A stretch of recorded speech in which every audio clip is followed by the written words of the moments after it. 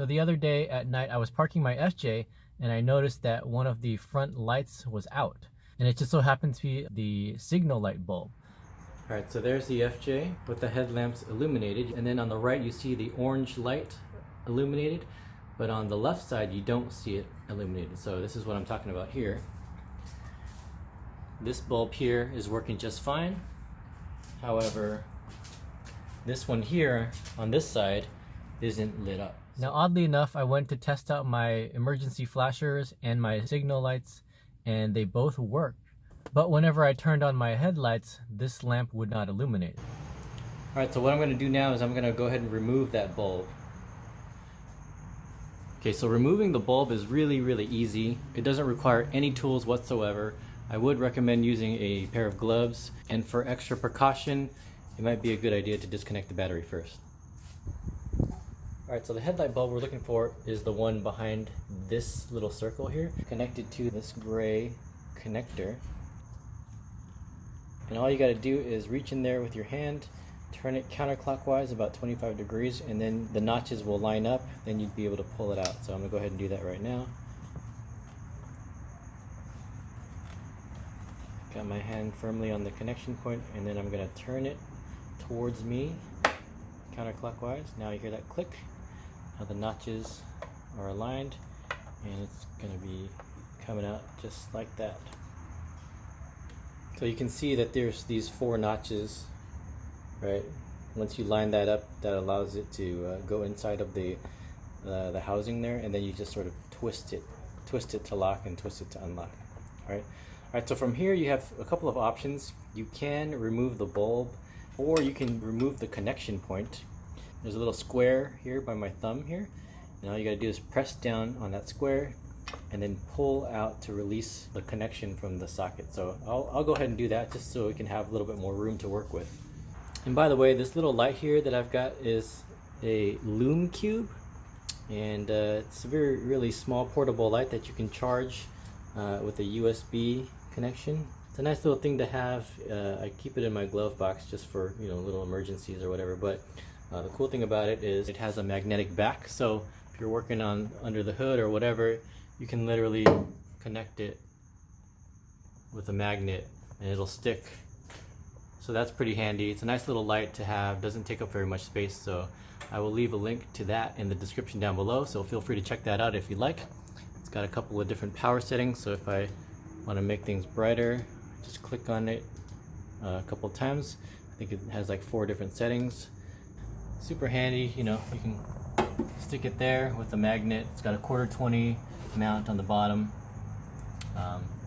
Nice and convenient light, so check that out. Okay, anyway, here we go. So here is the light bulb. I'm gonna go ahead and click on this little square tab with my thumb and then pull out, just kind of give it a little wiggle, and now I have this whole thing disconnected. So a good thing to look at is just to kind of check the connection point to see if there's any debris in there. There's a lot of dust in there. Some people like to use dielectric grease on these electrical connections. You're free to do that if you'd like. But here's the connection. A little bit dirty on the outside, so I might give that a little bit of a clean. Alright, now let's just take a little bit of a closer look at this bulb. First thing I notice is that it has 2 filaments right there. So that explains to me why I was able to use the flashers and the turn signal indicator, but whenever I turned on the headlights, it would not illuminate. So one of these filaments is bad. I'm not exactly sure which one is responsible for the signal light and which one is responsible for the illumination, but clearly one of them is bad. So I'm going to go ahead and pull this out. You'll see that this light bulb housing has these notches. There's one right there. There's another one on the other side here.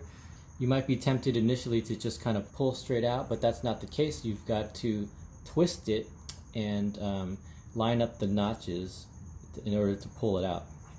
Now here's a helpful tip. If you're afraid of maybe accidentally putting too much pressure on the bulb, having it potentially break while you're pulling it out, just grab a sock. Like I've got a sock on my hand, and now I have the ability to kind of protect my hands a little bit, just in case this bulb shatters for whatever reason. All right, so now I've got the bulb. I'm going to give it a little bit of a counterclockwise twist.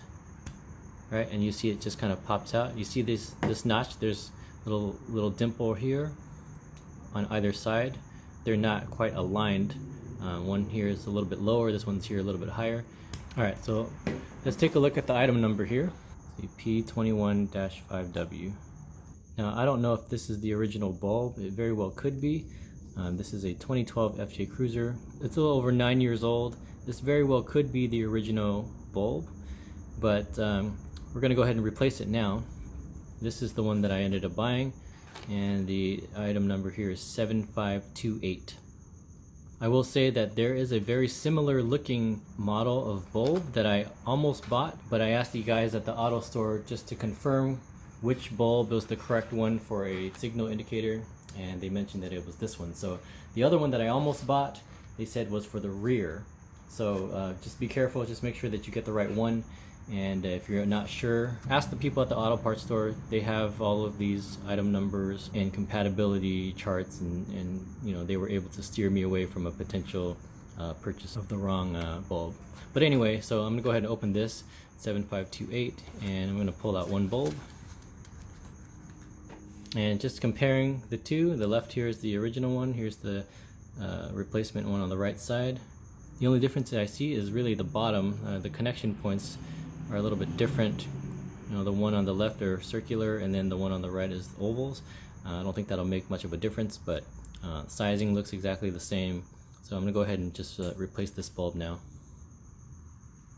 All right, so remember when I mentioned that the notches were on different planes? This plays a part whenever you're going back to reinstall. So you'll see here on this thing that there's got these two notches here, specifically for these dots. Right, so you want to line them up. All right, that one's lined up there, the other one's lined up right there. And I give it a push, and immediately I notice that if once I give it a push and a twist clockwise, it will not seat itself. And that has to do with the fact that these two are on different planes, so it's meant to go in one way only. So this tells me that I have it inserted into the wrong way. So instead of having it here, I've got to flip the notches, right? So this one is supposed to be on the bottom one, and this one is up at the top. So this is the correct orientation. So now you just got to give a little push and a twist, and now it snaps into place, okay? All right, reinstallation should just be the complete opposite of what we did before. So this is just going to go in here. This will snap back into place. Okay, heard that snap, right? All right, so now I've got this little square release right in front of me. When I eventually turn it and seat it into its place, it should be sticking straight up like this, okay? So I'm gonna insert it into there, and now I can feel that it's in there, right? The grooves have matched up. I'm gonna pull my hand out just to kind of give you a sense of the orientation there. So you can see there's no light coming out of that receptacle. It's in the right place. All I gotta do is turn it to lock it. And I can feel that it has turned, and I can't turn it anymore, and there it is in place. So there's the tab facing straight up. It's nice and secure. If I give it a little bit of a tug, it's not coming out. Okay, so now I'm going to go ahead and test it.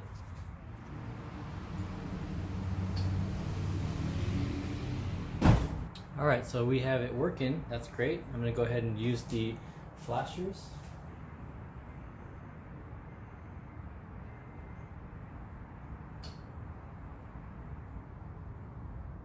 All right, so there you have it. That's how you change out the indicator light bulb on the FJ Cruiser. You saw the item number, you saw the process, and it's very, very simple, and it requires no tools at all. So that's a super simple, easy thing to do.